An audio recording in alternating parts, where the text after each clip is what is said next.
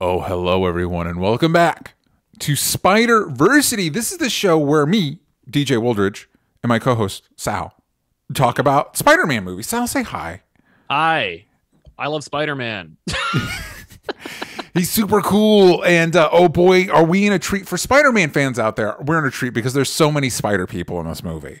Like almost all of them are in here, and even some you didn't even know you wanted, but ended up being cool anyway.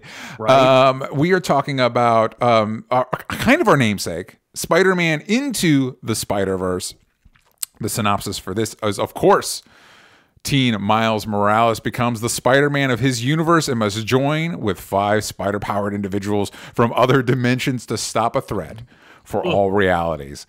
And god damn it, that is a good summary. That's a good summary. It's a solid summary.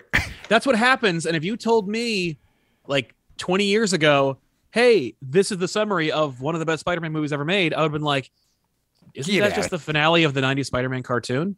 And they would have been like, shut up. Dude, that Spider-Man cartoon, we might get to it on this show at some point. But right? it is weird how, like, man, they did do all of, they did the Spider-Verse, they did the one that got me, and it's such telling of the times we grew up in. The Secret War event they did on that show. Yeah. And I'm like, we will never get something like this. Because we had Captain America, we had the X-Men, we had all that. And again, like what, 20 years later, less than 20 years later, you got Endgame. It's like, well, this is the wild times. Yeah. And the biggest is yet to come, I think. Like, I think that Endgame and No Way Home have paved the way for them to go, there is no amount of money that is too big for us to deliver. Like, I genuinely believe that the MCU will culminate in a Secret Wars, and that Secret Wars will resurrect dead heroes or heroes that have been out of contract. Yep. I think it will bring in alternate reality heroes. That is to say, Hugh Jackman Wolverine and Tobey Maguire Spider-Man. Like, I think it's all coming in Secret Wars. I totally agree with you. I definitely think we're going to be getting a return of Chris Evans and RDJ and all that stuff. Yeah. I will say I'm a little worried. You know, there's speculation coming out of Multiverse of Madness about like everybody's showing up. Tom Cruise's Iron Man will be there. And it's like, man, I just kind of want a Doctor Strange movie. And I am a little worried that they took the wrong lessons from, not necessarily the wrong lessons, I shouldn't say it that way, because the lesson that bring back the old people and people like that is a solid lesson. That's true. But it's also not what made the movie work as a movie. No. Like, as a matter of fact, like, No Way Home actually managed to do both of those things. Like, it managed to do fan service and actually tell like a story. Yes. I was like, wow, that's not easy to do, and it's not easy for Sony to do. So so maybe Multiverse of Madness will work. I don't know, but that we ain't Doctor Strange. Listen, this isn't a Doctor Strange show yet. Yeah, right. We could talk about like all of his appearances and the 2 movies he made, neither of which are Doctor Strange movies. Yeah. So this isn't a Doctor Strange movie. This is Spider-Man. We're talking about Spider-Man movies. We're talking about Into the Spider-Verse. On Rotten Tomatoes, this movie has a 97% with an audience score of 93%. Earned. And the critics' consensus is Spider-Man Into the Spider-Verse matches bold storytelling with striking animation for a purely enjoyable adventure with heart, humor, and plenty of superhero action. This was directed by, and only in animated films could you have this many directors, and it's like, no, that's actually probably a good thing. Yeah. Because like every Pixar movie is like, here's the 5 people that directed it, and you're like, well, good job, all of you. Yes. Bob Persichetti, Peter Ramsey, who also worked on Rise of the Guardians, which is not the Owl movie. It is the Santa Claus teams up with the other Easter Bunny and the Sandman to stop some other bad guy. And Rodney Rothman, who was a 22 Jump Street writer and also co-wrote this with Phil Lord of Phil Lord and Chris Miller fame. Yes. It is starring Shameik Moore, Miles Morales, Jake Johnson as Peter B. Parker, Haley Steinfeld as Gwen Stacy. Everybody. Listen, Mahershala Ali is Uncle Aaron, Brian Tyree Henry. Everybody's in this movie. Yeah. And I'm going to be honest, before we get into it, I remember when I first heard about this, because we were, oh man, I don't remember when the announcement was in relation to the Tom Holland of it all. Right. But it's like, we're going to do an animated Spider-Man movie starring Miles Morales. And my first reaction was like, why? Not, right. Yeah, not again, thinking against Miles Morales. I just didn't, like, you're already doing the live action ones. I didn't, like, why do the animated? Yeah. Because I grew up in a time where you have Tim Burton's Batman and then the Bruce Timm animated series, and then maybe Mask of the Phantasm will get a theatrical release and lose a ton of money. But like, near the twain shall meet. Yes. And boy, howdy, was that the wrong reaction to have in hindsight. Totally. Yeah. I remember all the hype around this movie. And when they announced it and they said, I remember hearing like the dude from Gravity Falls was helping to like script doctor it and stuff. And I'm just like, all the names that were associated with this movie made me go, yeah, okay. And I loved the idea of a Miles Morales animated movie because I was like, Tom Holland is too young to die. Mm-hmm. And you can't have Miles with Peter Parker. Like, the only place where Miles doesn't work right now is in the main Marvel universe. Yeah, in the comics. Because he's just wholly redundant. And I know that like they're doing some nice stuff with him, and they changed his costume much to his detriment. But he, what is he doing? He had a Clone Saga that was like fine, from what I understand, which is like high praise for a Clone Saga.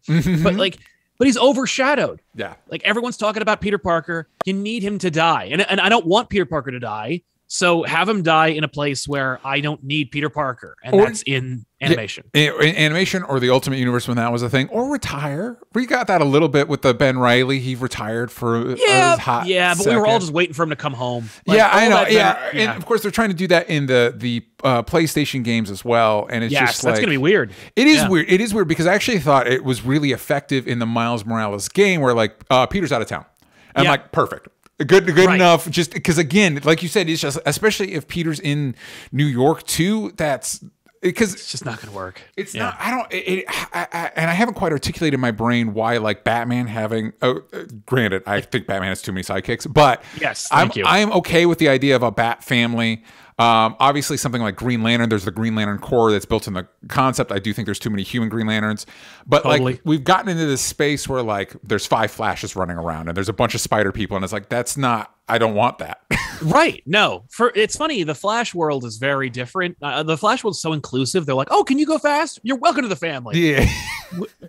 They're all just happy to have him. With Spider-Man, I don't believe there should be a Spider family. Like, Peter Parker is Spider-Man. Yes. For me, it's like Peter Parker, Spider-Man, and what makes him Spider-Man is his supporting cast, who are all regular people. Yes. It's like he surrounds himself with the most average ability people because he's like, this is what I want. I don't want these powers. I want to be like these people. Yep. It's why he doesn't like join teams. It's why he's bad on them. It's why he doesn't have sidekicks. Like, I just want to be a regular guy, but I can't because I'm crazy and I have to be Spider-Man. And it's like, that's fine. Like, but then every time he could push a button on his wristwatch and 6 other versions of himself show up. It's like, yeah. But Miles manages to forge his own path, and he's had a harder time in the comics than he has. The animation version is my favorite version of Miles. Yeah, totally. 100%. And I do think you hit on something there. Maybe that is, it's unsurprisingly character based. Peter wants to be a normal person, and so that's why it makes more sense for him to be isolated as Spider-Man. Batman cannot help but inflict his pathos on other people, so of course there's 15 other versions of him running around. Are you damaged? Join the fold. I will only reinforce the negative of you. Yeah. I will make you a basket case. We back into 2018. This movie only comes out a year after Homecoming, and I don't know how everybody's feeling is on Homecoming, but I feel like this movie absolutely pantses that movie. I mean, it does in every respect in terms of critics and recognition in the Academy. But for me, I was like, is it too soon? I was like, we just got Homecoming. I was still reeling because I liked Homecoming. So I was like, yeah. Then we get this cartoon and I'm like, all right, you know what? The fact that it's Miles makes it even better. Like, now I can really enjoy it because it's about Miles and it's over there. Like, so we can have both. Yeah. But have your cake and eat it too. Yeah. I did feel Sony's desperation though. This kind of like, well, we have to make a Spider-Man movie. We did like eat crow and make a deal with Disney to make this MCU Spider-Man. but we're also going to have this other Spider-Man just in case. Just in case. Because we also can't help ourselves. And I remember, like, after Spider-Verse succeeded, and after, I think it was after Homecoming and after Spider-Man's like appearances, they were like, we think we figured it out. Like, Sony's got really big for their britches, as they always do, because Sony always learns the wrong lesson from these things. And they're just like, we've got this now. And I'm like, you don't got this. You got very lucky because really talented people made this really good movie. Yeah. And it's isolated. Like, that movie is over there. It's not connected to your attempts at a Spider-Man universe, nor is it connected to the MCU. It's this thing. Remember when we got superhero movies that could just kind of like exist in their own little universe and not have to. So it is interesting. You see a little bit of that. It's just an example of, like, with Sony, what they just bought. Who did they just? They just bought Bungie after Microsoft bought Activision. Right. Good for you. With no Halo, what are you going to do with Bungie? Well, and also Destiny. And that's the thing. But you know, if anybody wonders why this stuff happens, it's because business people are stupid and they look at, like, well, they did that, so I guess I'm going to do this. Every, like, got to make big moves. Frat bro parody. Imagine that any frat bro you've ever met as a company. Right. A whole company. Yeah. And with money that you can't even imagine. Like, and that's the funny thing, is they're like flexing this, like, we have money you don't even know about. Like, well, that's the thing.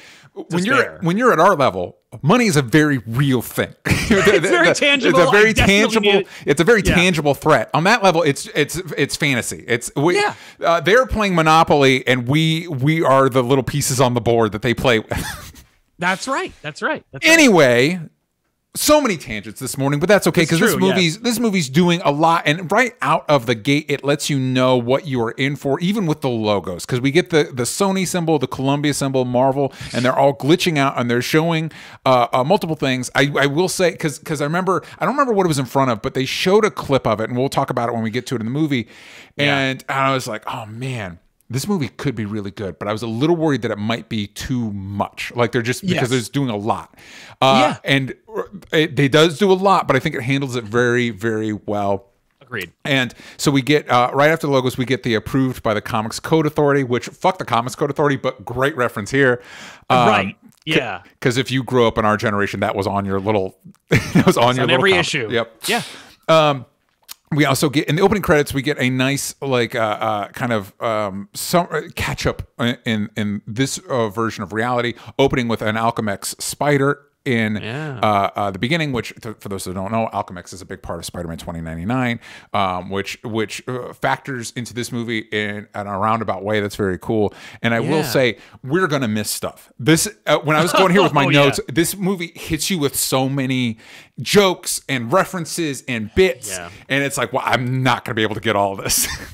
And mysteries. Like, there's questions that I don't know if they're gonna answer them or if they want to answer them. Like, there's so much in here. It is very dense, and it's almost 2 hours. It's an animated movie that's almost about 2 hours long. Exactly, and and there's not a moment, and I feel like something about animation. There's no fat, and we're back to a place where the creators are like, how can we do everything in the coolest, most effective way possible? Yep.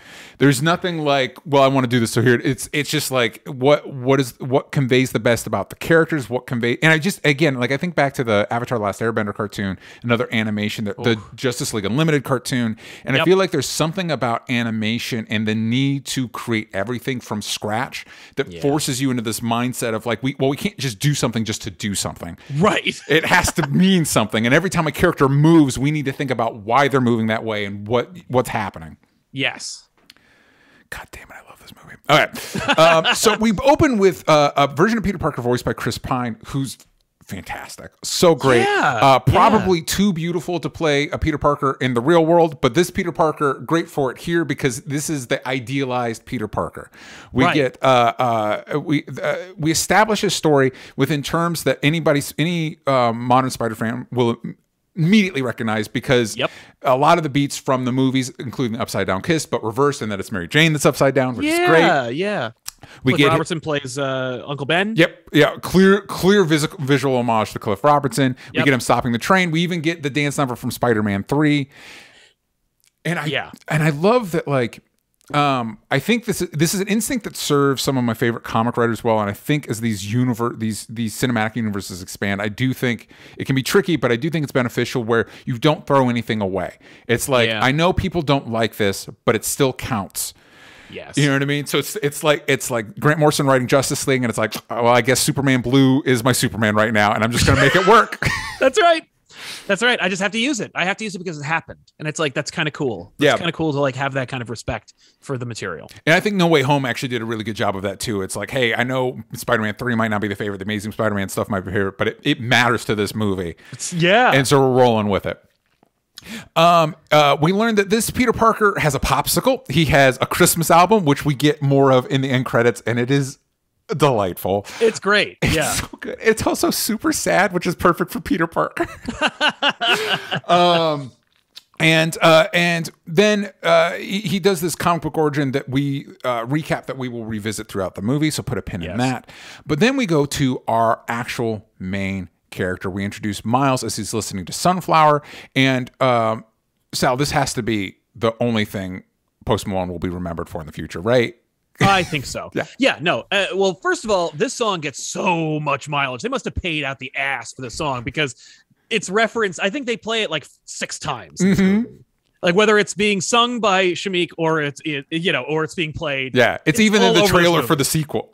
Right. Like it's everywhere. I'm like, okay, somebody made a deal. Maybe Sony like Records has it or something. Maybe they own Post Malone or something. But it's one of those like, listen, we could use it. But I'm not trying to dunk on Post Malone. I'm just saying, it's a solid song. Sal and I have been around for a minute, and it's just you kind of know when like, well, this is probably the only thing that's going to last from this guy's repertoire. I think so.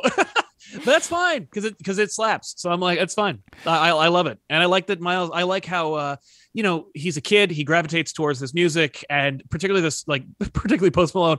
I love his some of us, when we find a song we attach ourselves to, especially as an adolescent, like we'll run it into the ground. Yes.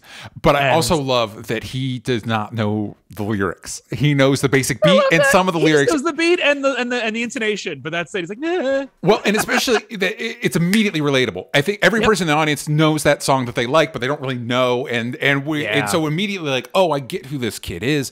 I can relate to him. I also think this movie does a really effective job of using music. It doesn't do it a lot. It doesn't rely on it a lot, but it uses music to let you know who a character is, which I think has been used really well in the Peacemaker show that's currently airing. Because obviously that's James Gunn. Guardians of the Galaxy is that the needle drops are pretty much through the lens of Peter Quill.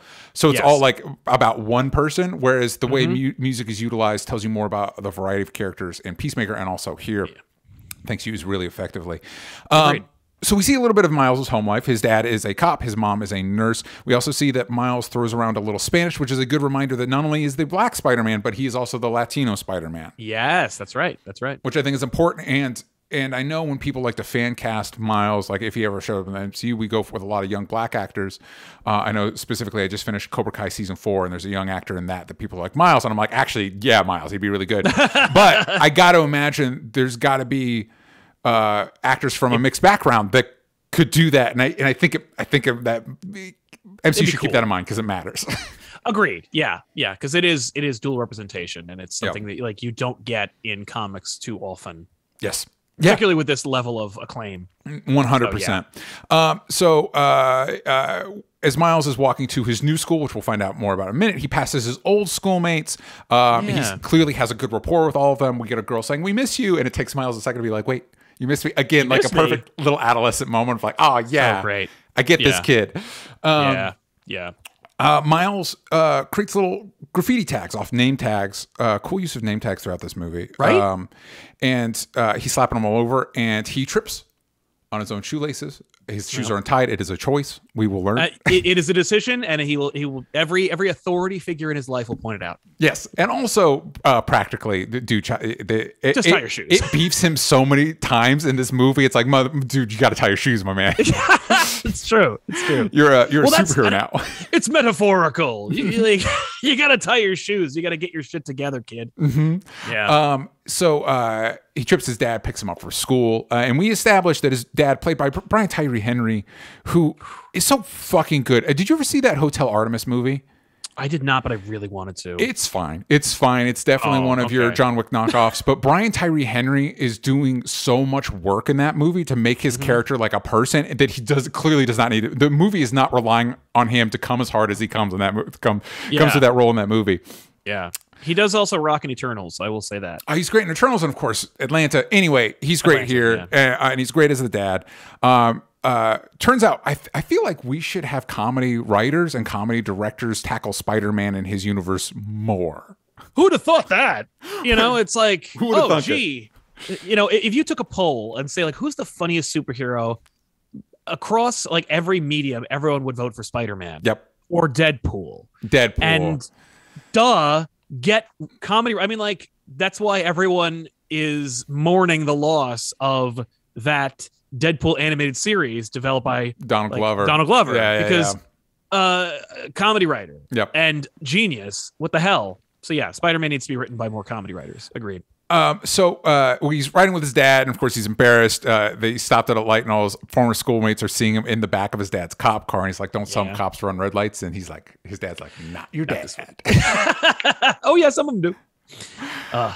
So great. This guy loves his role as dad, but it's also like these writers really nail what it means to be in each age bracket we are representing. Like, yes, 100%. Right? Like they get the adolescence, but they also get what it means to be 40 and where it's like, I don't think I'm 40. Like where it's like, I don't feel 40. Like Jefferson does not feel like he's an adult. Yes. But he also like, he puts on airs. Like he's like, I gotta like, when he's comfortable with Miles, like when he forgets himself and his role as dad, he is the best dad. Yep. But when he's like, oh, I gotta actively work at it, he's shitty at it. And it's like, it's really cool, like to just show these fallible people. Everyone in this show or everyone in this movie is flawed, but also well-intentioned. 100%. It's not like, you know, That's such a really good point, because it really is like the adults are figuring it out just as much as the kids are. Yeah. Really good point. Really good point. So he drops him off at school. We get a classic scene from the trailer that fucking it's still killed alone. Watching this movie alone kills me. Yes. When Miles is leaving and his dad like puts on the megaphone, is like, "You need to. I said I love you. You need to tell me you love me. Right. I won't let you leave until you say you love me." Great. Yeah.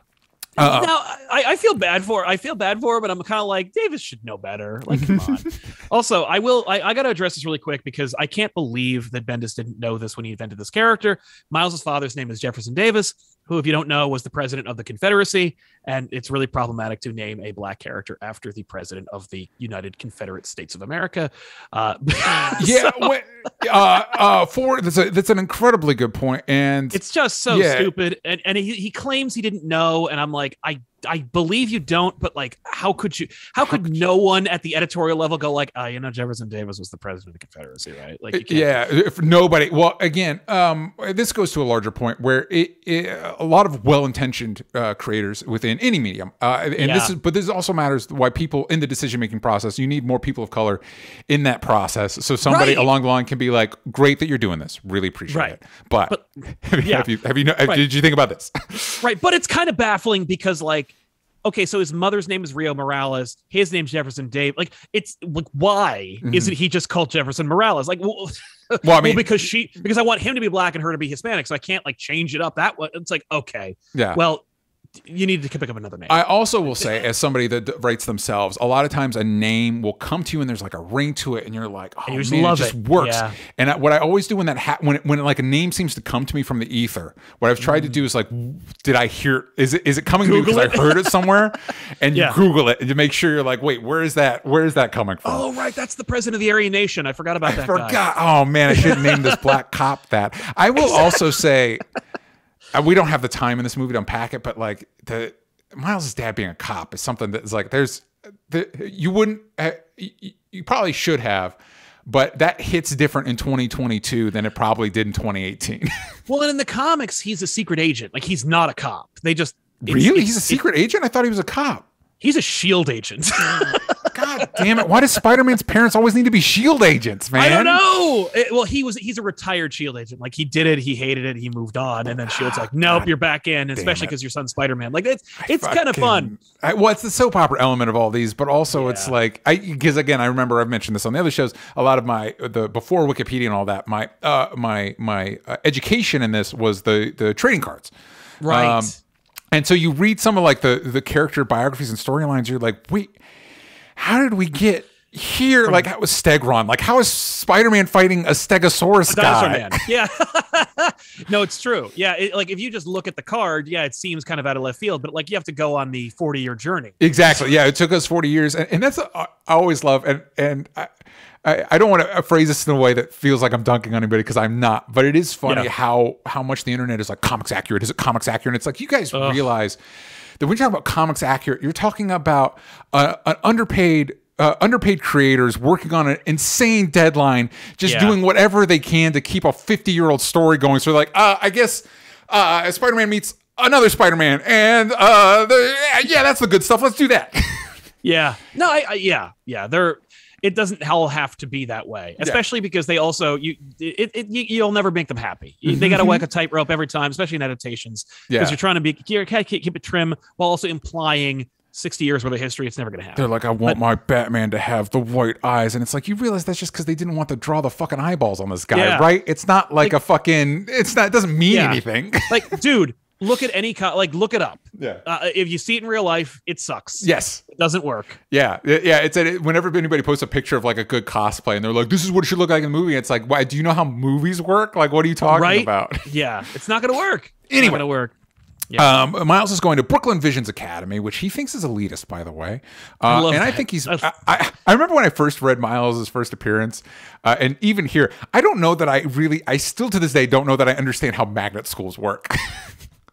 Yeah, they're messed up. Like the lottery, and it's like, I thought at the time it was a good thing, and now I don't think it's a good thing, and it's like, whatever. The lottery is really messed up. Like in the comics, I love that they imply it because you see it in the comics. But like, I'm glad that they kept that element because it is a thing that happens in New York City schools, and it really blows. And I love that they show it because it's like it's just so heart wrenching. You're just watching all these families who need something, who need help, who are trying to make a better life for their kids, and they're rolling the dice on it. Cool. It just sucks. What a great system we live in. Yeah, what a great system. Like we're just like, it's like them just like waiting for, some rich person to like drop. It's just a, you know what I mean? It's just like waiting for scraps. Yep. Ugh. I mean, listen, that's all our lives. I also have some questions later about this situation because Miles talks about being new. And it's like, well, they didn't have the lottery in the middle of the school year, right? So you're probably starting with everybody else. You're not like, I would assume he's going from 8th grade to 9th grade, but I think he's in 8th grade or something like that. I don't know I don't know how old he is. I think he's like 13. Yeah, they're telling the story as if it's like the classic kid transfers to a new school story, but I don't know that that's how things work in this case. It's certainly not, but they don't care because like school is so secondary. It's true. That's true. In this movie, something had to give. We see Miles' life at school. A lot of like really effective characterization here as like kids go to raise their hand and Miles is like too slow. He's clearly gone from a place where he fits in and perhaps was a big fish in a small pond to competing with people that are at or above his level. That's exactly right. That hand raising sequence is just so perfect because he raised his hand with the knowledge that he was the only one raising his hand in his original school. Now he's got to go faster. He's got real competition for like, you're no longer the smartest person in the room. And like, that's really cool. And that's a lesson that he learned or that we express in like in a fraction of a second. Storytelling. Really quick, effective visual storytelling. We also see Miles is late for a class. He tells a joke, which again, this is such a great character scene because it shows that like Miles has that classic Spider-Man trait of diffusing tension with a joke. It's not a very good joke. Gwen laughs. Now we learn a lot about Gwen in that she laughs, but mostly because of how awkward it is, immediately endearing us to Gwen. And connecting the two characters. Also, we're watching a video of a video. It's like a projector of Liv, who seems like a throwaway character. She is not. Right. Also, just the detail. She's talking about something on a whiteboard, and as somebody that works off of a whiteboard for notes, you'll notice that like there's a part where clearly she erased something, but it's just like a smudge. Like it's not, and it's like, fuck, man. And an animator took time to make that. Yeah. And it makes it like, yeah, that's real. I believe that. Yeah. It's almost like maybe every animated thing needs 3 directors, because like that way you have 3 different, like, you know, dictators all like focusing on these like details that are really important, but would be missed by a director, by one person. I don't know. It's just, but there's a crazy attention to detail in this movie. It's insane. It is genuine. Well, even just the idea of like the way we do, somebody being out of focus, like with depth, is normally kind of like a 3D. There's probably a term for it that I don't know, where it's separated, and of course you got the Ben-Day dots and stuff like that. And it's like, God damn it, the work that went into making this beautiful fucking movie. Seriously. So Gwen and Miles bond just a little bit. At the end of class, Miles gets a test back, and he got 0 out of 100. Which the teacher points out that if you blindfolded somebody and had them take the test, they would at least get 50.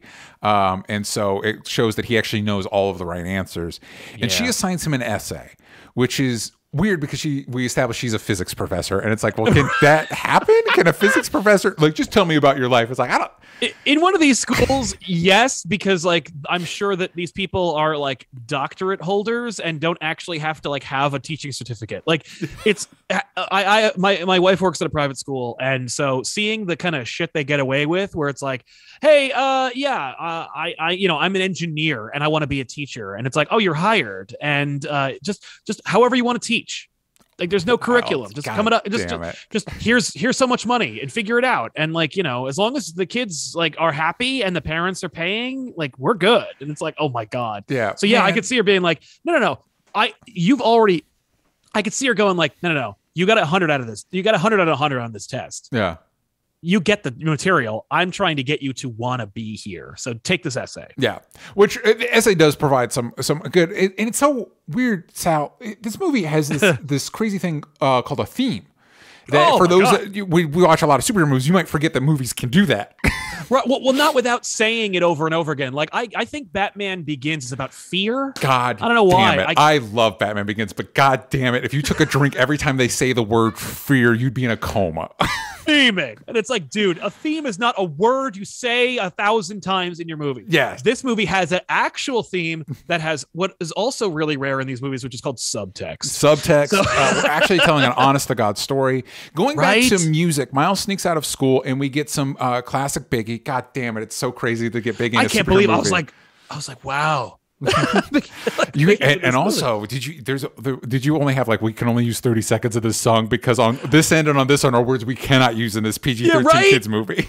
That was so brilliant. You know, they had like somebody just scrubbing through it. Like we can't edit the music, but we can find a bar that doesn't have any cursing. But I also love it because you know what we're using Biggie to transition to Uncle Aaron, who's our age, and he would listen to that. And that's his music. I'm like, holy crap. Exactly. And it tells us something about Aaron. And again, you're right. The way we talk about generations, when we get to Peter B. Parker, I don't think I've ever related to, I did a tweet on this. I don't think I've ever related to a superhero character more than goddamn Peter B. Parker, Peter especially B. Parker now. Isn't just me. He is 100% my cinematic Peter Parker. He is 1-to-1. Yes, the Peter Parker that I know and love. Like I've been waiting for him forever. Here he is, Jake Johnson. Don't ever quit being Peter B. Parker. Yes. Oh God, bring him back for the sequel. Anyway, so yeah, we're getting to Aaron, and Aaron asks him about a class. And in case if Mahershala Ali playing Aaron didn't already clue you in, Aaron is cool as fuck. Aaron is so cool. Fucking cool,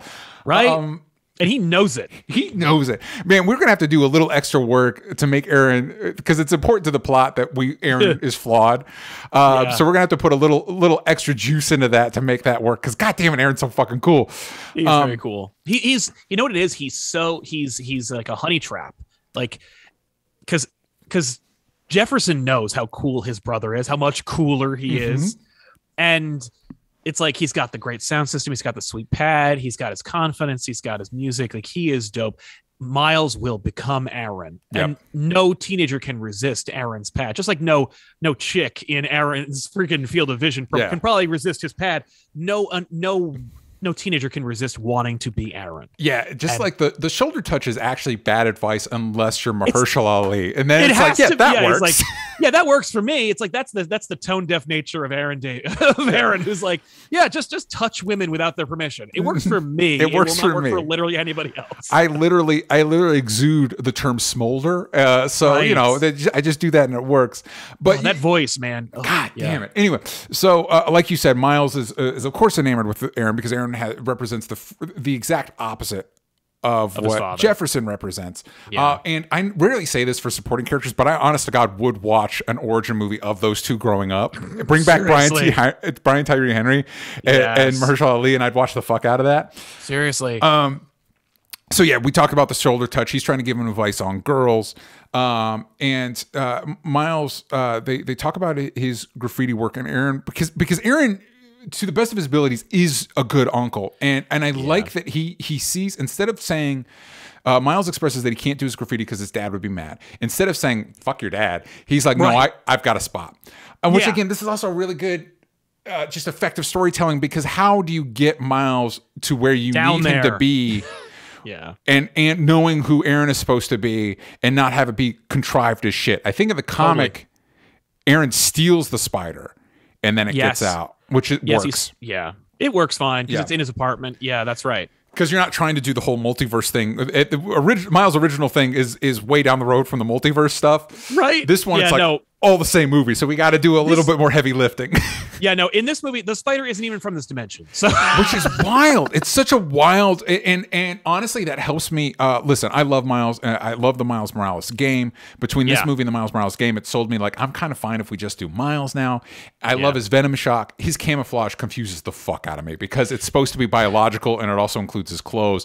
Yeah, whatever. It doesn't make any fucking sense. No. But you say the spider's from another dimension. I'm like, all right. Oh, maybe. All right. By the way, just to tackle something that's not gonna come up for a while, I guarantee you that they didn't know what they were doing with that interdimensional spider, besides like that he is interdimensional, but like that way Miles can go through different dimensions without a wristwatch. Oh, cool. I like that. It's like biologically I can sift through dimensions because it's in my DNA. That'd be so fucking insane. So he takes him down to this spot under the subway to do his graffiti. And I love this entire sequence because, again, it tells us a lot about these characters and also does a lot of effective exposition because, again, God, fucking exposition through visual storytelling. I love when they're jumping over the gate and Aaron clears it, no problem. Yep. And the visual of Miles jumping, doing the biggest jump, and then just landing on the smallest rung. Yeah. He's not there yet. We'll revisit this. We're also telegraphing like, hey, Aaron has like not extraordinary abilities, but like we're making it believable that he's the Prowler. Yeah, he is skilled. He's skilled. And they go to this spot, and while they're doing the graffiti, which by the way, I love that Miles has this because it reminds me of Peter Parker's photography, and I think it's important because it adds dimension to the characters. They're not just the one. I'm not just science guy. I have other interests. Like these are my art. This is my art. Like. I love, because seeing Peter Parker, like in the comics, at least, like having like treating his bathroom, which is always in a crappy 1-bedroom apartment, like a dark room, and being like, I got my dark room. Like it was all a means to an end. I got to make money for Aunt May. I'll just grift Jonah Jameson with my own visage. Yeah, that's great. But like he found an art from it because Peter had no time to develop like any interests outside of protecting Aunt May and being Spider-Man. Yeah. So like that's his artistic expression in this case. And I like that they just made it up. Like in the comics, no. In the comics, Miles Morales, at least in the first arc or 3, is just Black Peter Parker. Yep. Like younger, like middle school Black Peter Parker. Yeah. Exactly. Like he's likable, he's affable, he's trying to do good, but like what is music is listened to? Exactly. What are his interests? Like there aren't any. And that's the problem. I think it's a problem in a lot of modern blockbuster storytelling, which has leaked into comics, which is like you get the one. It's almost not just by accident that these characters are 2-dimensional. It's almost by design. Yeah. And it's something that like I think. Star Wars, Star Wars particularly struggles with it because anytime Star Wars approaches having any sort of specificity in vision, the fan base loses their fucking mind. And it's like, it's the Stephanie Meyer effect. Like you need a protagonist who can be anybody. It's that Bo Burnham lyric where it's like, I love your eyes and they're bluish, brownish, greenish color. Like it's just, you have to have your protagonist be as generic as possible, but as awesome as possible, so that everyone can identify with that character. Well, and it's the same reason why something like Star Wars can sell Empire shirts with the Empire logo, because now Empire is just kind of a nebulous bad guy. It's just the opposing team. Exactly. And it's like, I thought those were space Nazis. Not anymore. They're not.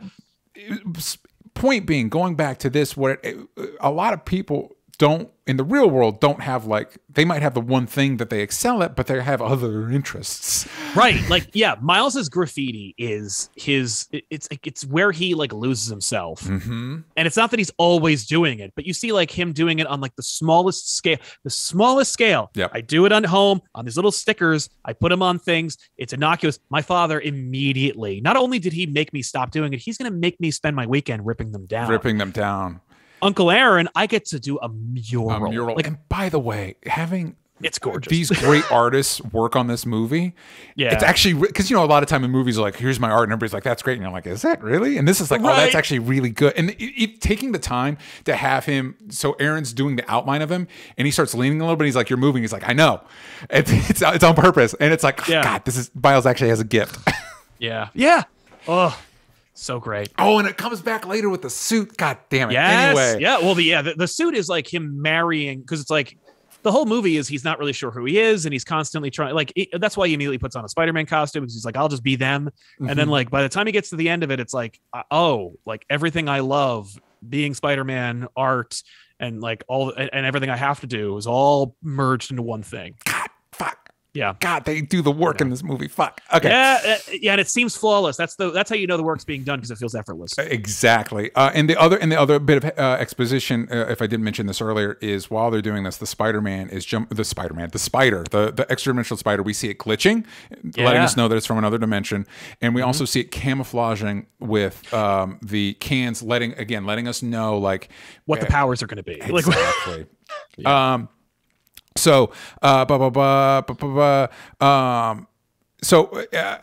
As Miles stops, they're about ready to leave. He's going to take a picture of the graffiti he did, and the spider bites, and it's so fucking great, because the movie this is the most epic thing. We zoom in on the spider, we get like the comic panel changing his DNA, and then we cut to Miles, which is like, and he just slaps it. He's just like, whatever, which is hilarious and also kind of unbelievable, because would lose their mind. Yeah, everybody I know getting bit by a spider would be like, wait, am I going to die?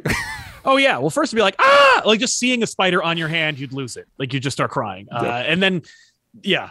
But although maybe it's because he's in front of Uncle Aaron, he doesn't want to look like a punk. He doesn't want to look like, because Aaron, I would believe, not freaking out. Aaron's like, I've been shot at. All right, so this is not a big deal. Spider biting me. I'll go to the urgent care. I have successfully fought Spider-Man and don't have a brain aneurysm from it. Right. So I'm not worried about a spider.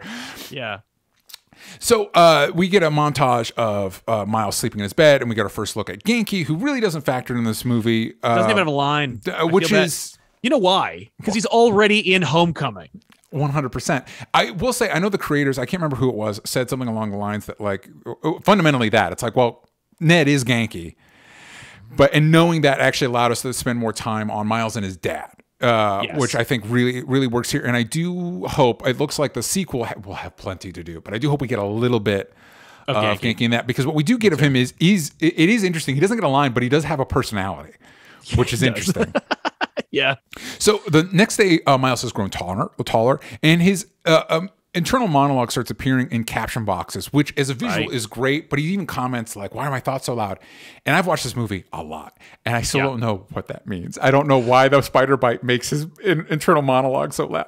Yeah, I don't know. I will also say those caption boxes are really a really fun visual, and sometimes they need to not do them, because the text is too small and you're watching a movie, and it's just like, I get that you're doing it, but like, when you can't read it, it distracts from the scene, and it's like not like, it's like my problem with Scott Pilgrim the movie, where it's like, when they, he punches somebody, says kaboom. I'm like, I'm watching a movie. I hear the kaboom. The sound effects they don't need to be onomatopoeias. Like, I know you're trying to make a comic book come to life, but the comic book come to life is a movie, and the sound effect is the sound I'm hearing. Yeah.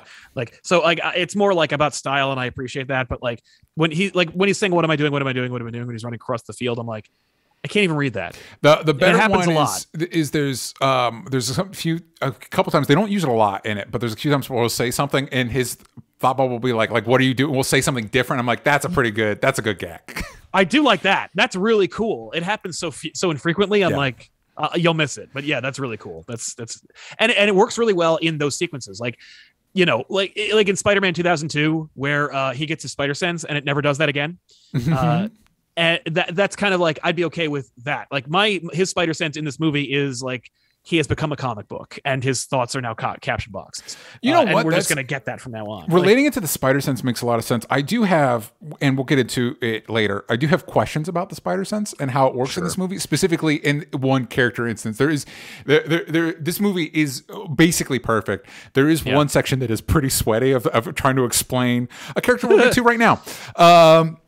So he runs into Gwen, and this is, we get into like, I guess you're new too, and I don't know what new means within this context, but we'll gloss over that.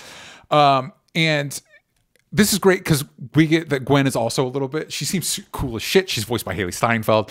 But she also like completely beefs it on her alibi. Like she's like, Wanda. Yeah. She got a job at Alchemex and enrolled in this school, which would have like really stringent background checks, and doesn't have a name. I guess it's because she doesn't want him to know, because she doesn't know. No, she has no idea. She's never met another Peter Parker before, so she has no idea that like if she says that her name's Gwen, it's going to trigger anybody. Although I don't know if either Peter Parker in these universes has a Gwen. So, we don't know if they have a Gwen. There's a lot of again, I love this movie. A lot of questions around the logistics around Gwen's involvement. Right. But that's not where we're at right now. Miles is classic adolescent boy, not listening to her, and tries to do the shoulder touch, which leads to his hand sticking to her hair. She has to go get it trimmed out in the shape of a hand. Great visual gag. Totally. So he comes out and he's like, nobody knows. And then he quickly realizes everybody knows. And whether they do or not, we've all been kids. We think everybody. Shit, I do that now. I'm like, everybody thinks I suck.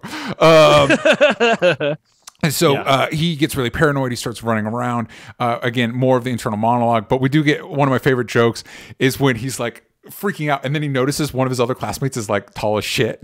Yes. Whoa. And it's just like, that's how my brain works. It's like, she's really tall. Yeah, well, she's really tall. Wait, I'm not worried about that right now. He gets stopped by campus security and runs away. And this is basically our Miles learning his powers. He ends up running into this security guy's office. I don't even know how he ends up taking his own shirt off. He stumbles out a window. He ends up such a calamity.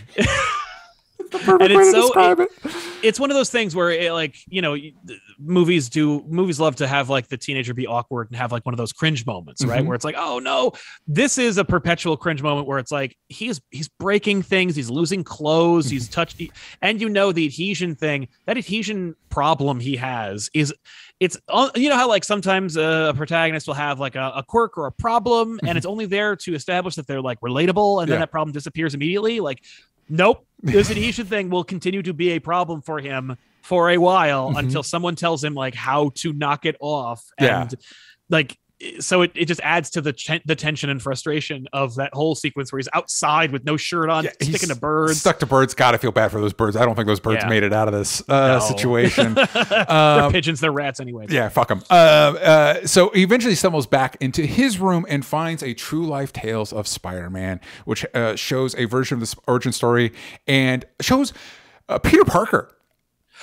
I'm assuming world know there is Peter Parker. I don't know. They don't, because they make an announcement later after he, unfortunately kicks the bucket, where they're like, he turns out he's this guy.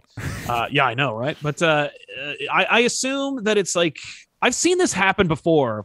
I don't remember which ones. Maybe that was the Dan Slott She-Hulk books, but there are some like adaptations of comics in comics where they'll be like, it's licensed by, like, let's say that like, since Spider-Man is a corporation in this universe, like he licensed it and is like, I can tell you that he is a kid like maybe I don't know if does it say Peter Parker in the comic book? It doesn't. And the other caveat that I think finish your thought, and I think there's another caveat that lends to what you're talking about, but it doesn't specifically say Peter Parker. Right. He's like, no. When I was like, I'll tell you my origin story and like how I grew up in the city. I was a big nerd, and I filled into that role. I'm not going to tell you my real name, where I'm from, what my neighborhood is, but like you can know that like I went from like rags to riches. Like you can know and you can play with that. And I think the thing that lends itself to that is we do see that this version of Peter is blonde, which of course, as a '90s kid, immediately makes me think of Ben Reilly. Yeah. And the one in the comic is a brunette, more traditional Peter Parker. So I think that lends itself to your interpretation. I will say that's a dumb as fuck idea, because then anybody that went to high school with him will immediately like, oh wait, Peter Parker's fucking Spider-Man. Yeah, no, immediately. Yeah. I remember when he literally punched Flash Thompson across the room. Yeah, across the room. It's depending on which version you're talking about. Yeah. He did it both times. Yeah. But this universe is so weird and so like different that I could see them being like, oh, he didn't even go to that high school. Like he didn't even like he went to school in New Jersey. You know, they based on like Scorpion and Doc Ock and Tombstone, like the only thing that's a real version of themselves or a like one-to-one is Kingpin, and even then, like it's not. That's actually a really good point. That this could be kind of like how, and sometimes in the comics, like the alternate universe, kind of like how in Marvel DC Comics are a thing, or vice versa. That like. In the Peter Parker comic books, that's Peter B. Parker's reality. Yeah, exactly. But this Peter Parker is different. That's actually really good. I like that take. So Miles, of course, is freaking out. He goes to call his dad. We see that B. Bendis is a contact in his phone. We get a shout out to Sarah Pacelli in the movie as well. Yes, you do. Although interestingly, similar to the Hawkeye show, Bendis is a producer on it, just like Matt Fraction was a producer on Hawkeye, but the artist is not. And that always makes me feel weird. I don't know the logistics of all of that, but whatever. Yeah. Well, I assume it's like I don't know. Yeah. I don't know. I don't care for it. So, Miles goes to the subway to look for the spider that bit him. He finds it, and I love the way he's like, "Yeah, this spider's super normal. So it's boring. It's so normal." And then it like glitches out, and it's like, "Oh fuck, I'm fucking Spider-Man." No. Yeah. His spider sense starts to go off, and I love the way this is visualized, like the way it like takes up the whole background, and eventually it kind of like hones in. This leads him to an underground fight between Green Goblin, who is fucking huge. Yeah, he's the ultimate Green Goblin. But he's got elements from the classic, because he's got the hat or whatever, and it's like, that's cool. I like this. Yeah. So Spider-Man is fighting giant-ass Green Goblin. Things, of course, go awry, and Miles almost falls to his death, who he's saved by Peter Parker. And this moment is... we need a way that this Miles feels bad. Like, obviously, the audience has a connection to Spider-Man and will probably, on some level, feel bad if he dies. That he dies. But we need this connection with Miles, and I would imagine you'd think it'd be like impossible to do that within like a scene, but the way that their spider senses react to each other and then sync up, his is red and blue, Miles is at first is green and purple, but then they kind of sync up to both be red and blue. Yeah. And the genuine, Chris Pine beautifully underplays this. Like there's a genuine like immediately rapport that like, oh fuck, I'm not, it's this feeling of I'm not alone. Right. Which is important to the movie thematically. Of course. And so like, that emotion that Chris Pine conveys in that moment of like, he doesn't verbally get excited, but you can sense there's like, I can teach this kid, I can show this kid, there's now a world of possibilities that when you lose that immediately, it's heartbreaking. Agreed. God. Pine's good, man. He is so fucking fantastic in Wonder Woman. He's such a talented. He's good in the Star Trek movies. Those movies can be hit or miss, but he's good. Yeah, I love him. Great. Also, worth mentioning, beautiful man. Yeah, no question. Yeah. So Miles has stumbled his way into Spider-Man trying to stop Kingpin, who you mentioned earlier, from launching an extra-dimensional thing. And I love Peter's, like, I'll be right back, which, spoiler, no, you won't. This is horror movie rules, don't say that. Don't say that, yeah. Listen to Randy. And I love how he gets up to the spot where he's supposed to plug in the goober. The goober? And it's so, like... It's like, yeah, I've done this a million times. And this will even get a reference later in the movie where he's like pounding for, it's like, I know there's a spot here. Hold on. Yeah, exactly. And then Prowler shows up and fucks his shit right up. yeah, big time. I also like the little, just again, this is a different Peter Parker than we were talking about earlier, but Peter gets a moment like, I'm so tired. And it's like, I relate, Peter. Yeah, where it's like the veneer finally comes down, because this is a Peter Parker who like is flawless. He's the best. He's a perfect Peter Parker. He has layers. He has like Christmas albums. Like he's the only hero, and he's just settled. He's like, yeah, I got this. Yeah. And it's like, this is a Peter Parker. It's funny because, they have the same face, he and Peter B. Parker. So it's like, clearly they're like one mistake away from each other. But like, this is a Peter Parker where like things actually worked out for him, as opposed to the other one where things never work out for him. And like, what would happen if Peter Parker like actually succeeded? And it's fun to see him be like, I'm really tired, because I'm constant, because I'm Superman in this universe. Like, I have to be great all the time. Yeah, that's 100%. And I forget, it becomes important. Each time we get one of these origins, we establish how long that version has been active. I can't remember when this one, how long this one's active. I think it's 10 years. He says 10 years. He does say 10 years. Yeah, exactly. He does say 10 years, which again, maybe it's not one mistake difference. It's just a matter of time. It's just a matter of just wait. Yeah. Just wait. Or it maybe gets harder. And maybe this one is Ben Reilly, and Ben Reilly's just better at it than it's kind of like it is. In What If, the first 2 episodes of the What If animated series, we got Captain Carter and we got T'Challa as Star-Lord. And both those episodes, kind of like the dramatic engine is just both of these people are actually better at it than the mainstream. What if these guys are better at it? Yeah. That's exactly it. He's a capable Peter, which is also why I don't buy his death, by the way, because it's like, oh, he just gets punched in the chest and he dies. Like, I feel like the Peter with secret underground layers might have like a bulletproof chest or something. But who knows? I will say this version of Kingpin is strong as fuck, man. Oh, big time. I know in the comics he's supposed to be super strong, but when we get to the movies, this stood out to me really. Speaking of Hawkeye again, when he's like ripping car doors off, and I'm like, wait, did this Kingpin take super soldier serum? What's going on here? This one's comic book Kingpin, where he's big but like also superhuman strong. I don't know. It's all muscle. Also, Liev Schreiber doing A+ work voicing doing A+ work. Also, like, thank you for taking from Sienkiewicz. Great interpretation. You'd never see that in anything else. It's really cool you decided to do Sienkiewicz's version of Kingpin. It's really cool. It's super fucking cool. It's there. Like, if it's there, use it. Like, exactly. So he's fighting Prowler. Kingpin starts a device. He's pinned by Green Goblin. Everything's going to shit, but Green Goblin gets knocked out with some debris. But then so it looks like Peter's going to escape, and then Green Goblin shoves him into the beam, which is a great explanation of why we're getting all the spider people. And then the device overloads and explodes. Miles emerges from the rubble, and Spidey's not doing so hot. He gives Miles the goober, and he makes Peter Parker, learning nothing from his own history, makes Miles promise that he's gonna put the goober up in the thing. Noah, does anyone say? Yeah, no. Miles says it later. Okay, I was gonna say he doesn't say it. He doesn't say the power responsibility line. No, Miles starts to say, and we'll get to that. Don't do it. Don't you do it. But he makes and again, just the like little lines like. Miles is like, are you going to be okay? And Peter's like, oh, yeah, I'm Spider-Man, man. I'm going to get right back up. Don't worry about it. Yeah. And I love it. It makes like, you're dying. Yeah, it's like, oh, man, you're done. And Kingpin arrives with Miles hides, and Kingpin arrives with Prowler and Tombstone. And also, I love the casual inclusion of villains. Like, why is Tombstone there? Fuck it. Why not? They have him in there. Because we need a character. Why not Tombstone? I know people were really disappointed because a lot of Spectacular Spider-Man fans out there are like, Tombstone got redeemed. We got like, he's the big man. Like, come on. It's like, yes, granted.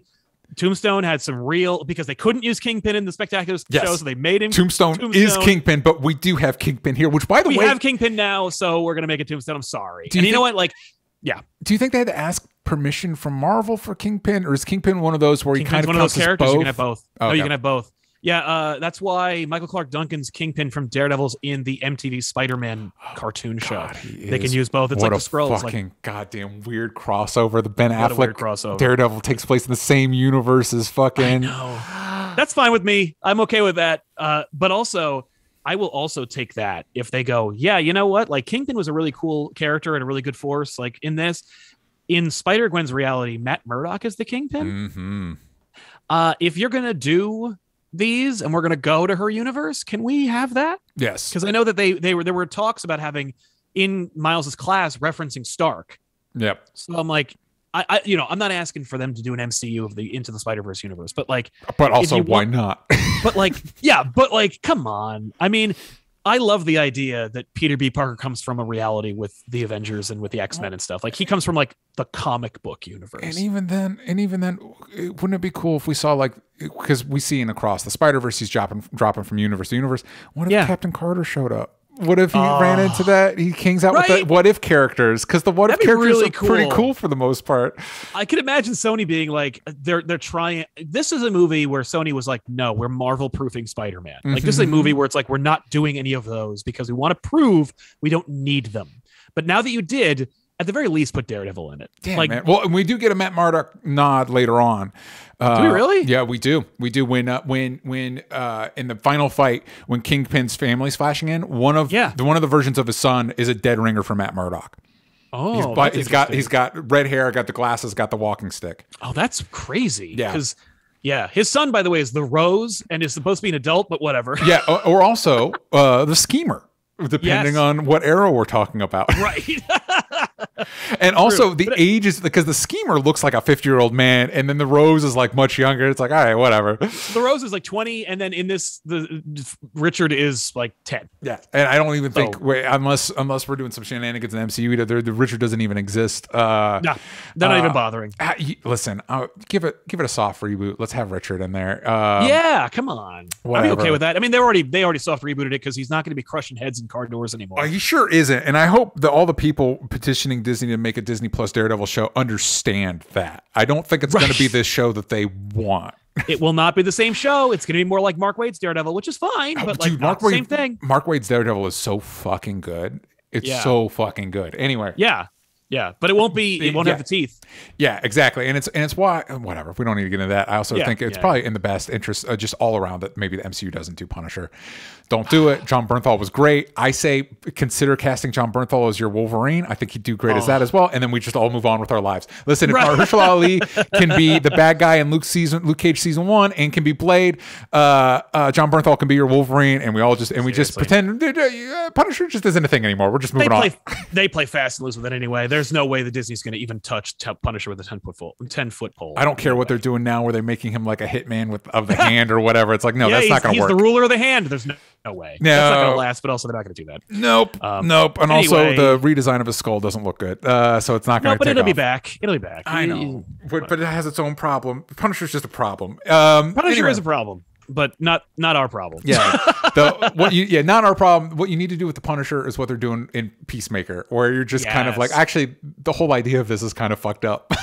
Kingpin crushes Spider-Man to death. He just literally just and you're right. It's on the one hand, you're like, well, he just punches him to death, but then later we see Kingpin do the same move on a building and it shatters the building. So it's like, okay.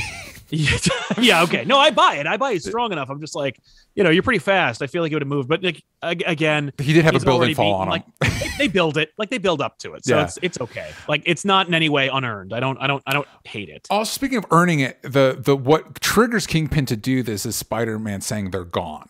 Which is again, even we're taking the time. We don't have a lot of time in this movie. We got a lot to do, but we're going to give Kingpin just enough.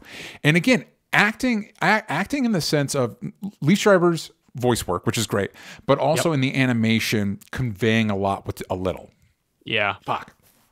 Meanwhile, while that was all going on, all the Kingpin sends Prowler after Miles, who accidentally outs himself, and he chases him, but Miles vanishes. Oh. But while the gadget was on, while the what do they call it? They call it a collider or whatever. Oh yes, it's in my notes. Yeah, they refer to it as the collider, but it's also like there's a longer term for it. Yeah. So, but while it was on, like a fire hydrant becomes like a billion fire hydrants, and we get some people in the street going like, "I think it's a Banksy," and it's like, yeah. Unless you were there and saw that happen. I will also say we get casual mentions of, because of this machine, earthquakes, and that part of the country does not get earthquakes, right? No. People are chill as fuck. Like I feel like that's some California brain linking in. It's like, well, we get earthquakes and we're like, whatever. And it's like, no, if an earthquake happened in New York, you evacuate the city. We would have a problem. Like we've had tremors, but we've never had like a real earthquake. Yeah. Not in like hundreds of years. So I feel like Like, yeah, we'd notice. Why aren't seismologists all over the news? Like, that's a major plot point in the Defenders show. It's like, wait, we're getting earthquakes now. This is a problem. Yeah, completely. That's funny. I forgot all about like what anything about Defenders. But oh man, the episode where they all team up is really cool. That one episode is really cool. Yeah. Anyway. Oh, and the one episode where Daredevil beats the shit out of Iron Fist because we're all just thinking it. Yeah. What else? Please, for the love of God, just fucking. So Miles goes home instead of back to school. Love this because of course he's a kid. He'd go home, and again, this goes back to your points about the dad, where like, right? I actually relate a lot to Jefferson in this scene because he has my inability to mask your feelings about things, because Miles asks him about like, do you really hate Spider-Man? And instead of like reading the room and being like, no, we'll talk about this later. No, he does what I would probably do, like, well, I mean, you asked me, so the truth is, here's my problems with Spider-Man. And it's like, this is not the time, my guy. This is not the time. And which is why Rio's there. And she's like, hey. She's like, hey, what are you doing, man? Shut the fuck up right now. Like, I mean, he asked me, right? She's like, yeah, he's a child. Yeah, like, which is also like, this is actually a good picture of a functioning marriage where it's like the other one picks up the ball, like, nope, no, I got this. Fucking calm down. Yeah, love it. And they let Miles stay the night because Mom says, like, no, this is he needs to stay the night. Yeah, I love. He's like, oh, well, you made a commitment, man.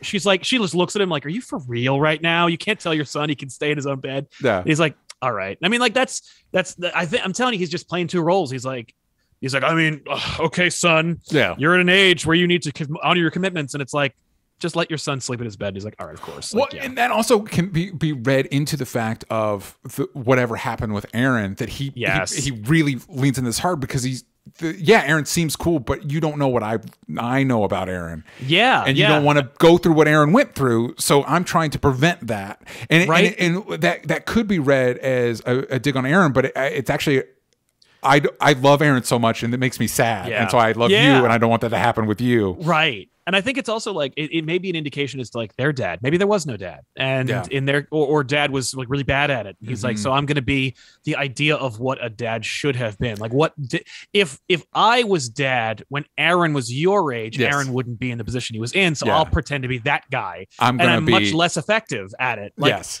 because when he's honest, when he's talking to Miles, like that's when he's effective. Like through the door, like that's being a father. Pretending to be a police, like being police dad, is not going to fix this. Exactly. I'm going to be your dad. I'm going to be Aaron's dad. I'm going to be my whole jurisdiction's dad as a cop. I'm going to be dad. I'm going to be my own dad. And we're going to fix this. And Rio is like, what are you doing? Like, she's like, I didn't marry this guy. Yeah. Like, what are you talking about? I love it. Yeah. Bless him for not killing Jefferson on this. Oh my God. Yeah. They don't kill him. By the way, in the comics, like, Rio dies. Yeah, I don't know that. That's tough. But doesn't she come back? Whatever. We don't need to get it. Well, she comes back when they put him in the universe. Like when they put him in the regular universe, they're just the Honor's like, I feel bad. Yeah. Venomate your mom. That sucks. So but the reliance on killing dads or parent figures. Yeah, it's young adult fiction. That's what you do, right? But I'm glad they didn't. I hope they don't in the next ones. But we'll speculate about the second. It's kind of like when everybody's like, the Snyder cut, and then like they kill off Cyborg's dad, and it's like, but you realize that Cyborg only has like one supporting character, right? And it's his dad. Why are you killing him off in this movie? Well, we needed to show how tense it was. Yeah, and also he dies like for no reason. You get two black characters in this movie, and you kill one of them. Kill one of them. Yeah, like so again, like glad. I guess we do whatever. Anyway, getting ahead of ourselves. We get news report the next day about Spider-Man's death. This version of Spider-Man's only 26. God damn, he's a fucking baby. Right. MJ, we get a little bit of MJ. She's at a memorial, which, by the way, props to her for being brave enough to show up at a memorial after your husband's just been outed as Spider-Man and murdered. I'd be like, I'm going into hiding. I'm going to witness protection. That's why I think like this Peter Parker, like this Spider-Man has created like a network. Like he's the Tony Stark of this universe. Like they're insulated by money and like technology. Like Aunt May only lives in the Forest Hills house because that's her house, not because Aunt May's so good in this movie. She's great. Lily Tomlin's inspired casting. I wish it was Lily Tomlin from 20 years ago because she just sounds so friggin' old. Like she sounds like she's just croaking out her lines, and I feel like I know Lily Tomlin. She's great. Yeah, she'd be a perfect Aunt May 20 years ago. Yep. I will also say Zoe Kravitz playing Mary Jane. Great job. Yeah, doing great work. Little, like, she has like 4 lines, but she's great. Yeah, she's great in that. And so he always said in her narration, she says he always said anyone could. It could be anyone behind the mask. Again, oh my God, a theme.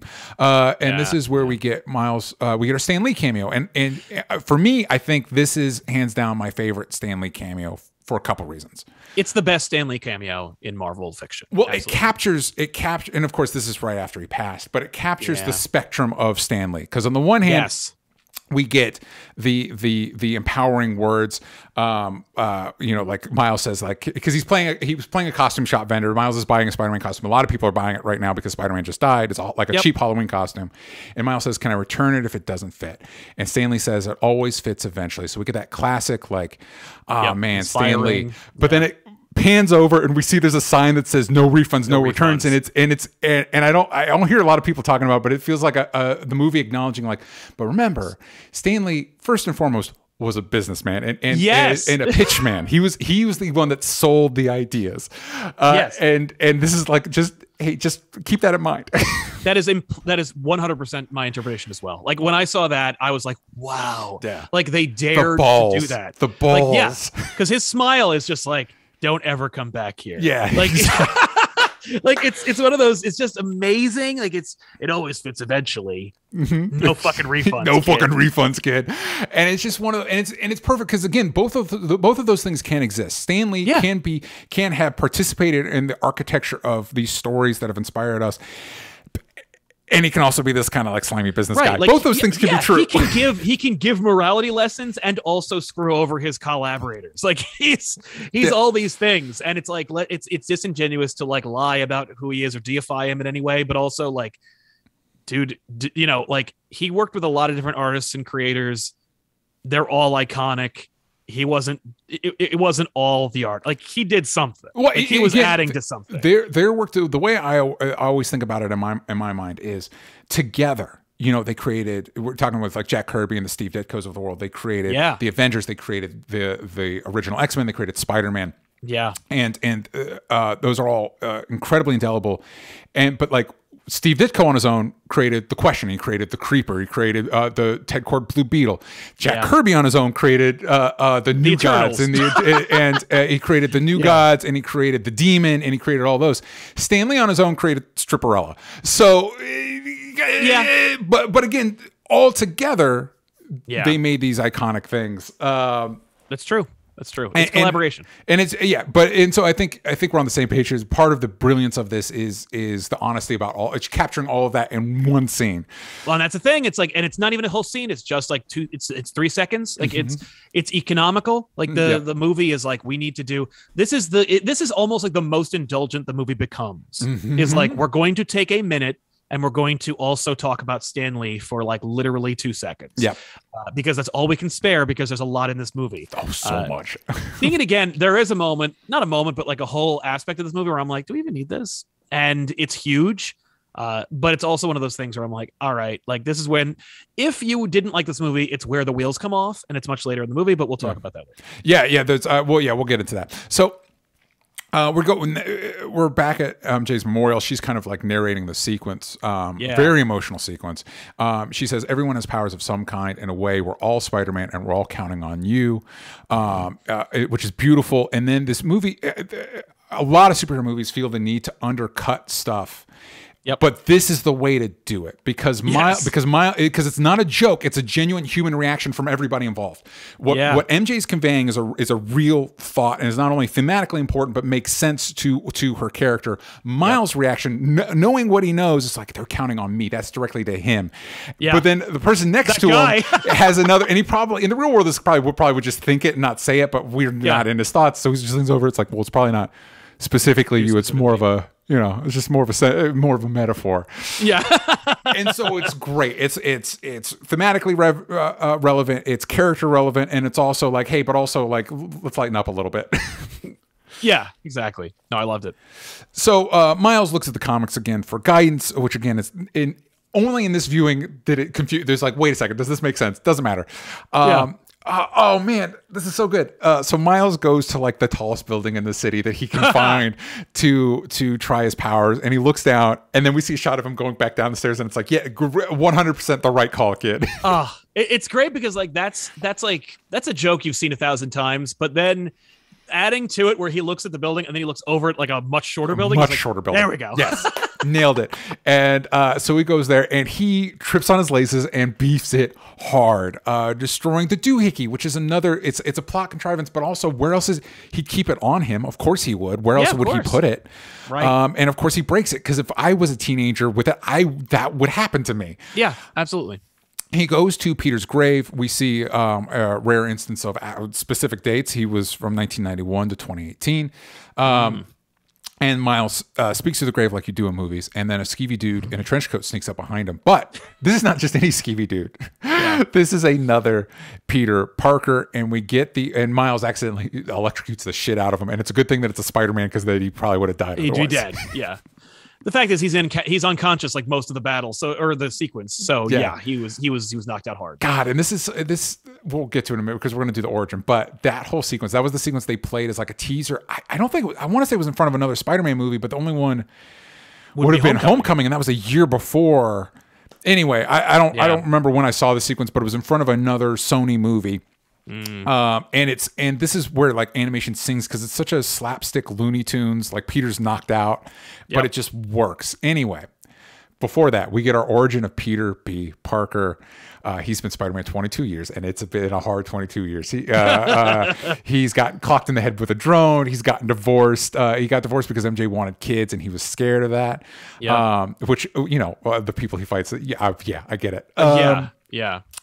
And I love, then we get to the present, like he's put on some weight. This Peter B. Parker is not only probably my favorite interpretation of Spider-Man, it is me during the pandemic. He's put on weight, he's wearing sweatpants, he's really struggling to keep things together.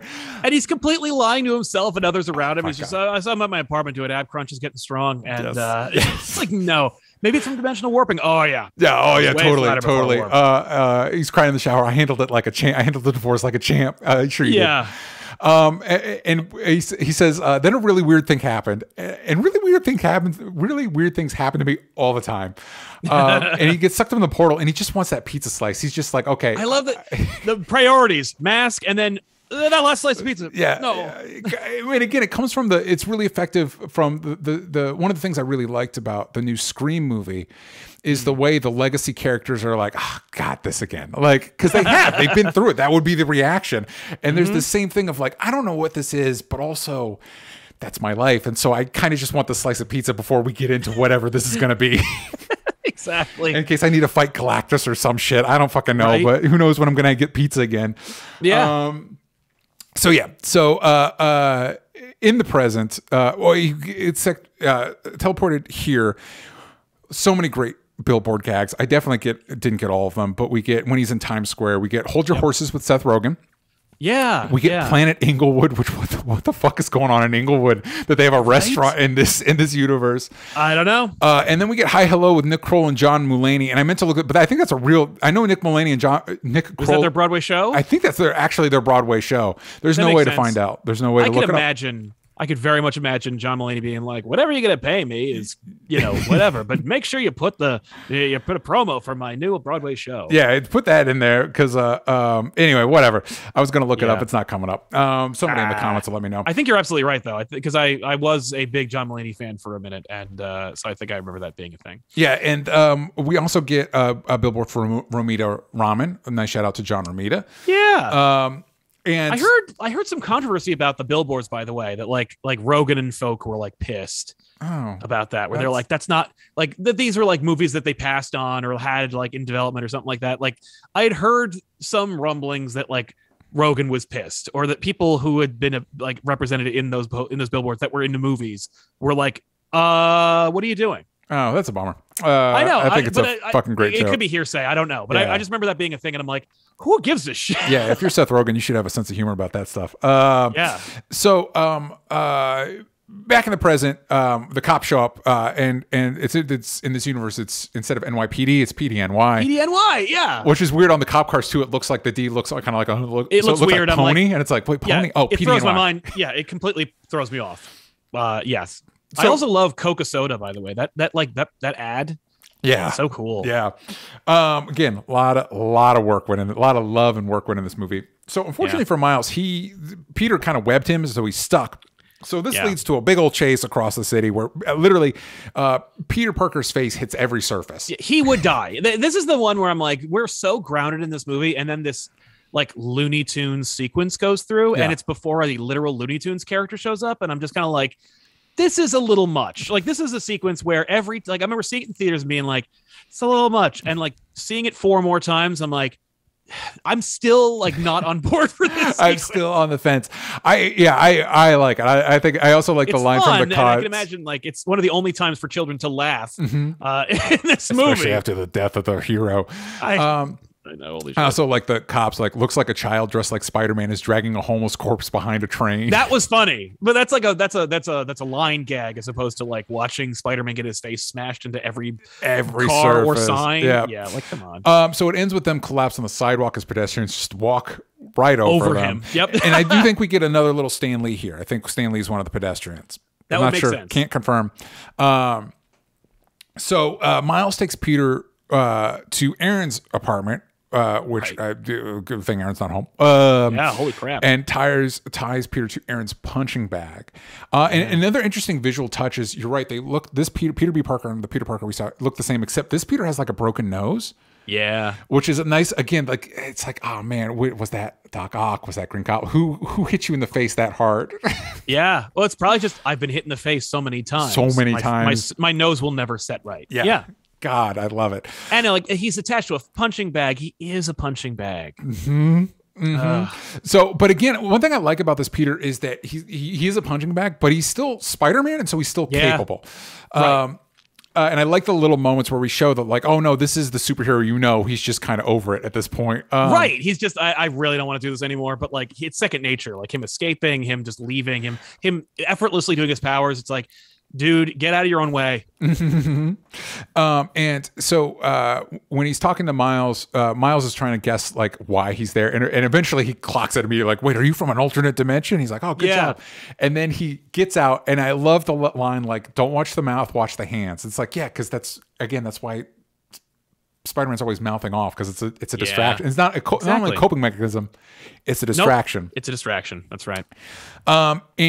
And he leaves, and this is another perfect example of how to do exposition, because not only is it filled with humor and character, but it also it's told visually in a dynamic fashion as we walk down one side of the building and up the other, and it shows us, like, again, you talk about the effortlessness of the second nature of this Peter. He's just walking down. Meanwhile, Miles is like, he's desperately trying not to fall. Yeah, he's just struggling.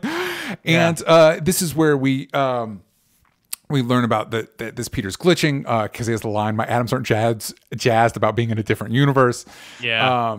And Miles tells Peter about the Alchemax key, excuse me. Yeah. Peter calls it a goober. And again, we're learning a lot about like what the movie's conveying is, hey, this is the MacGuffin we're going to need for the movie. Yeah. Meanwhile, we've got interesting things to look at. We're learning things about the characters. There's just a lot going on here.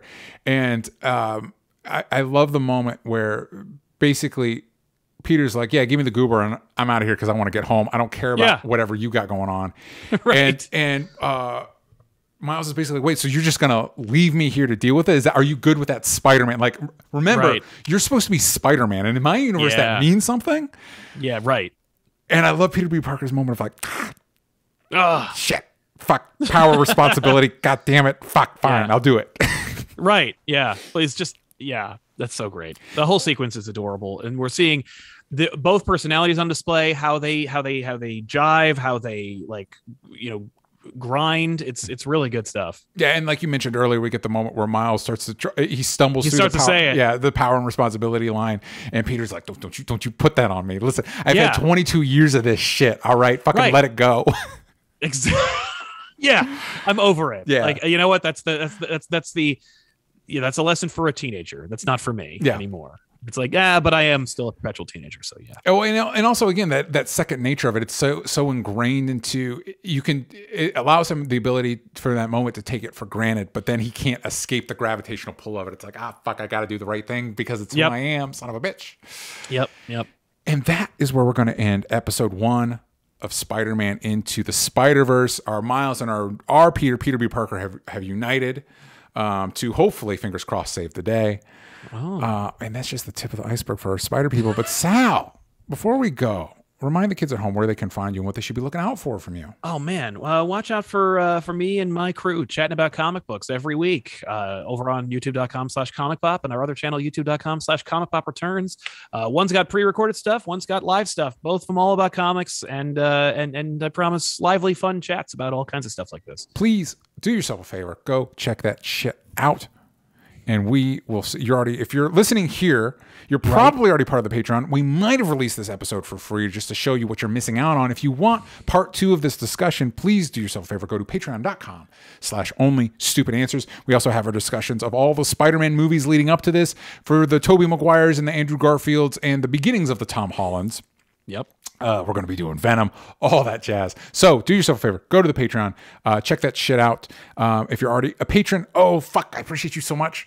And tell your friends at home. And we will see you next time. Bye, everybody.